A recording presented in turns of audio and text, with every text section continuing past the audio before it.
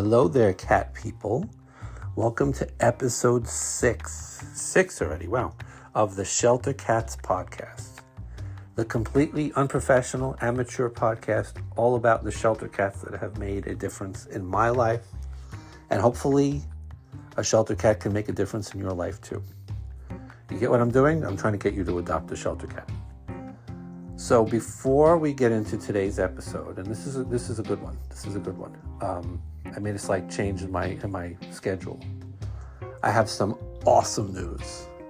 I booked Little Shelter to be my very first guest. Now, Little Shelter is the shelter where I got Tyler, my very first cat. You've heard him in previous episodes, and where one of my current cats, Tucker, I adopted about 6 years ago from Little Shelter. They're a huge organization on Long Island. They're in Huntington. They've been around since the late 1920s, I believe. And they've done amazing work with cats, with dogs, getting them homes, caring for them. They're just a great organization. So I'm going to have Diane from Little Shelter on. We're going to record later in May. And I'm going to have that episode up the first or second week in June. So that's awesome. Looking forward to that. I'm looking forward to just talking with her and just giving her a chance to just explain their mission and why I think they're always my go-to to adopt a cat. I've sent many of my friends there too. As always, if you're looking to find me, I'd love to hear about your cats. I'd love to hear your stories, your questions, your comments. You know, if you disagree with anything I'm saying, I want to hear it. So you could find me on the web at tylerthecat.com. You could email me at dan@tylerthecat.com. You could find me on Facebook. The page is called Shelter Cats. On Instagram and TikTok. I was going to say Tyler Talk. TikTok. Maybe I should start Tyler Talk. TikTok and Instagram at Shelter Cats Podcast. So just put in Shelter Cats Podcast. And I'm on Medium. And I love Medium. If you have whatever your interest is in, somebody's writing about it on Medium. I'm a strong fan of Medium. And they're a great platform to blog on. So the blog is sheltercats.medium.com. That's sheltercats.medium.com. And don't be shy. I want to hear from you. Tell me about your cats. Send me pictures. Tell me your story. Tell me the story about your cats. Maybe I'll have you on as a future guest. I want to hear from everybody. All your cat stories. I never get tired of cat stories because I never stop talking about cats. You know, maybe that's why I'm single. I don't care. Anyway, today's episode 6 is a little break from Tyler's story. Love Tyler, always will. But I had planned on, continuing his story today. But as I was writing the script, I kind of had me thinking, you know what? Maybe just sharing my experience. I'm nearly 10 cats in. I've loved cats all my life. I've adopted almost 10 cats in 25 years. So maybe just sharing my experience and just some tips and strategies.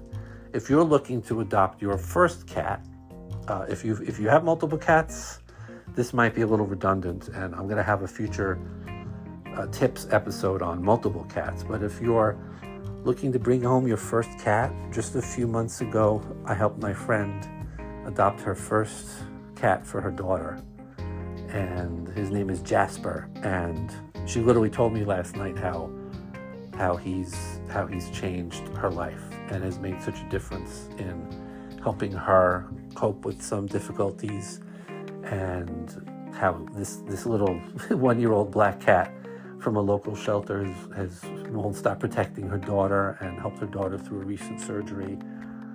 So, just some of the tips that I've helped my friends and that has helped me get the right cat, acclimate it to your home, and just have the most rewarding experience ever with a cat. So I'm just going to go through a couple of things. My script is on my iPad, so you're not going to hear papers this week. It's a waste of trees, so I'm not going to print them. I'm going to have digital scripts, right? Right, yeah. So today's episode is bringing a shelter cat home. How do you even do it? What's the best way to do it from my experience? And again, if your experience is different, you know how to find me. I want to hear about it. So this is what's worked for me in nearly 25 years.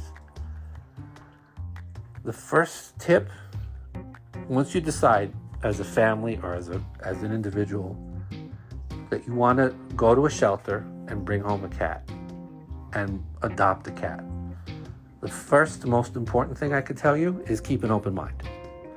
I'm sure you'll want a certain color or a certain age or a gender or a size. And it's good to have a vague idea of what type of cat you want to bring home. But keep an open mind and expect the cat that you actually adopt not to fit exactly what you had in your mind at first. It may be a black cat, it may be a tabby cat, it may be an orange cat, it may be a tortie. You never know. The color you have in mind is not always the cat you bring home. So first tip, keep an open mind. Second tip is cats usually choose you. Wherever you go to find your cat to adopt, you're not going to really do much of the work except pay the fee and, buy the stuff and bring the cat home. The cats usually choose you because they have, I can't explain it scientifically, I'm not a professional, but they just have this sixth sense where they know who they want to go home with. So the cat will choose you. And it's really the best two ways I could start this episode. Where do you go to look for a shelter cat? I'm a big proponent where I am on Long Island of the local rescue groups. Yes, there are town shelters and they're worth a shot.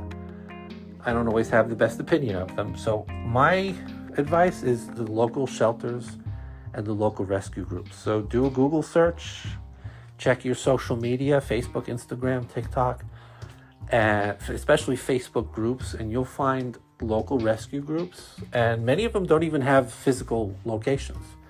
A lot of these local groups are volunteer based, and these people have 9-to-5 jobs, but they do this on the nights, on the weekends, and they rely on volunteers and they rely on foster homes. A lot of people volunteer their homes. I tried and failed 3 times, where they have cats that they've rescued and fixed, and now they're in foster homes looking to be adopted. Reach out to them. If they have a physical location, go visit them. Usually their hours are limited. And just go and spend time with as many cats as you can. Make a day of it. Go have lunch and then go spend the afternoon either at their building or in a foster home with some cats. Maybe tell them what you're looking for. Definitely tell them about your lifestyle. If you work from home, if you go to work in an office, whatever your lifestyle is, your family's lifestyle. And, they'll have a couple in mind that they think would be a good fit. If you're looking for, a completely playful young cat, if you're looking for a kitten, if you're looking for an older cat, and I always say give the older ones a shot. They'll have a few in mind. Go sit with them. Just sit in the room. Let them approach you. If you run up to the cat, play with me. They're going to look at you like, get the fuck away from me. Just, spend time in the room with them. Sit on the floor or sit on a chair and see who approaches you. If there's one you think is cute, if you think is really like that strikes your eye, like a beautiful cat, go over to them. But sometimes sit in the middle of the room and see who approaches you, see who lets you pet them, see who's happy to have their back scratched, see who's happy to have their ears scratched, see what their personalities are, and let them come up to you and just interact with them. And what's always happened for me, before long, I just know. Like with Tyler, he walked up to me the second I walked into the little shelter cattery.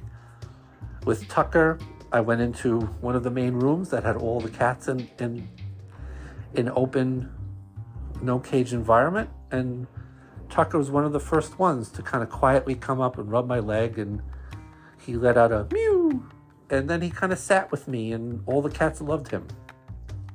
It won't be long before you just get this feeling, once you narrow it down to a certain cat, and it might take a day or two. Don't be surprised if you go home a little empty-handed, and don't be discouraged.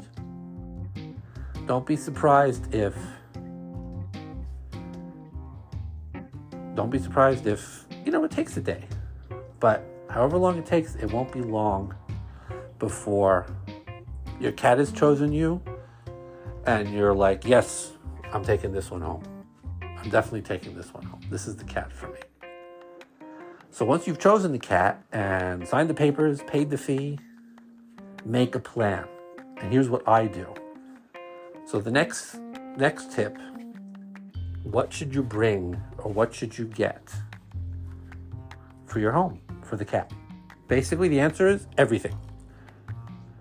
Most importantly, have a good cat carrier with a good door. I like to get ones that have a door on top and a door on the side, because it makes it easier if you have to bring them to the vet. A litter box. I get a litter box with hoods, but sometimes cats at first don't like the hoods, so make sure you get one with a hood that can be removed. Good clumping litter. Don't get the scented litter if you could avoid it. Good quality clumping litter. Food and water bowls. I have fountains for my cats, so that's something that's relatively inexpensive online, Amazon or whatever. Dry food, wet food, cat beds, plenty of toys, interactive toys, catnip for later on, and scratching posts and scratching pads. In terms of the food, I usually bring home the food that they're currently eating in their shelter or foster home. Some cats are picky, and it makes it easier for the transition to whatever brand you want. If you have a certain brand in mind that you prefer or believe in, gradually transition them little by little, less of the current brand, more of the new brand, until they get used to it, and then you could start giving them the brand you like. But at first, give them the food that they're currently eating. It just makes it easier, because some cats are picky, and they'll look at, if you get them the fancy stuff, they might look at it and go, I want the shit I was eating before. What is this stuff? So do a transition.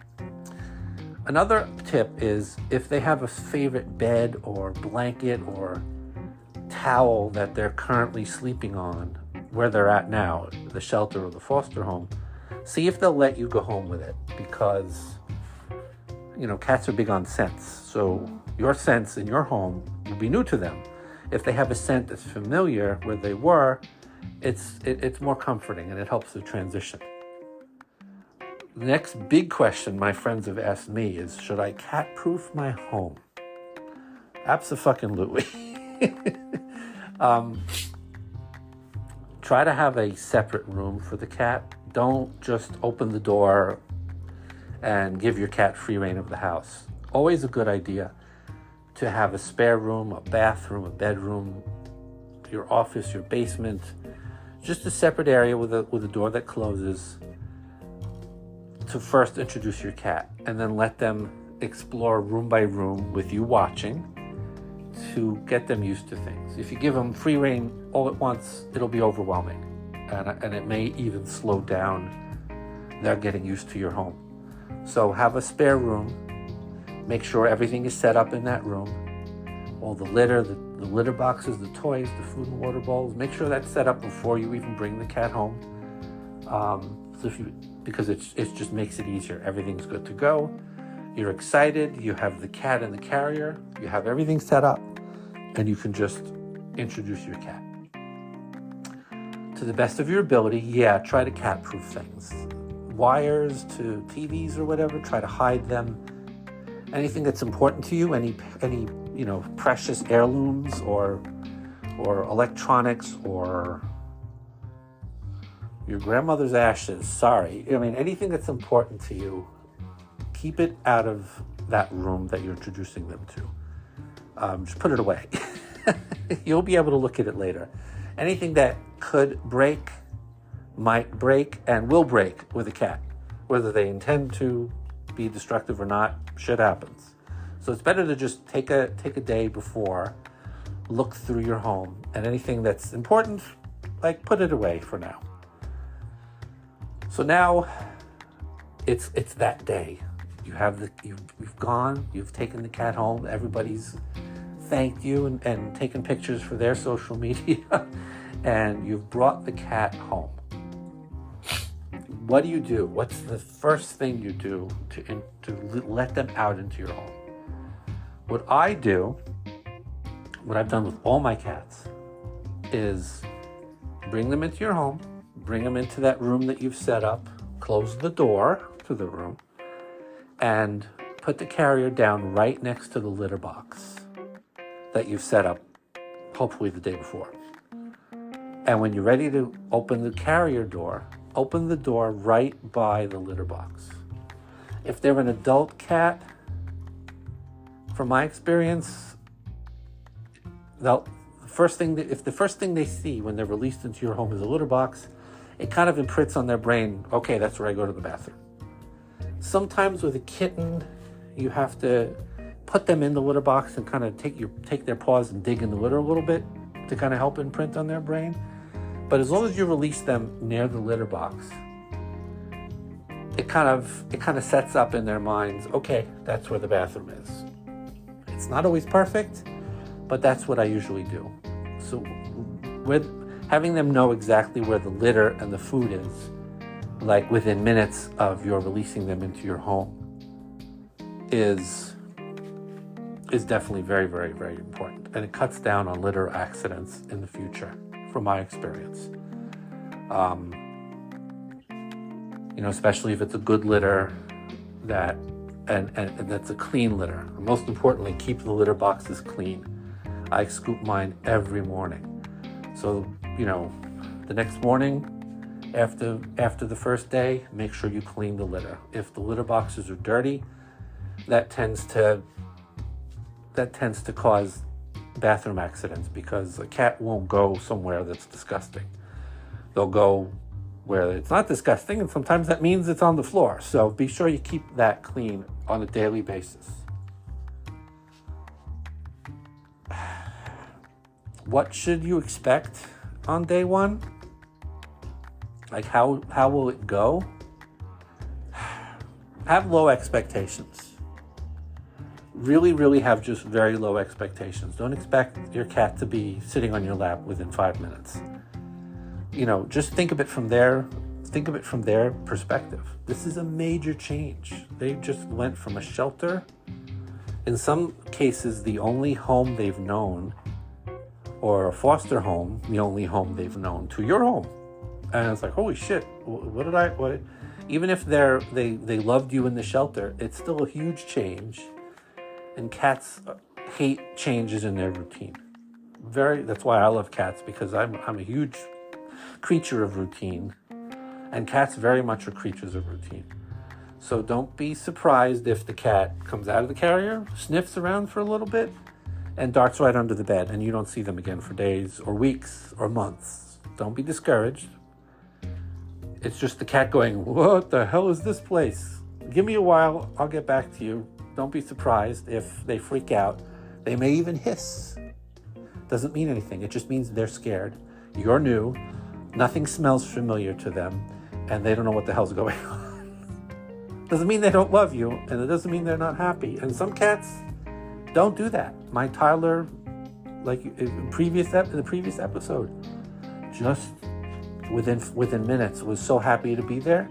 Some cats are like that. Some cats just take a day or two. Some cats Sophie took 6 months to come out from under the bed.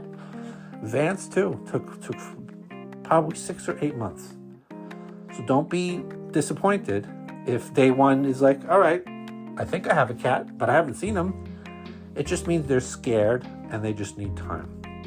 which leads me to another very important tip. Be patient. The most important tip probably is be patient. This will take time. Like I just said, it could take a lot of time for them to get used to you. So be patient, have patience. Your patience will be rewarded. Remember, a cat could live 15, 20, 25 years. So putting in the patience for a few weeks or months now will lead to years of a rewarding experience of adopting a cat. So you could trust me on that. Be patient.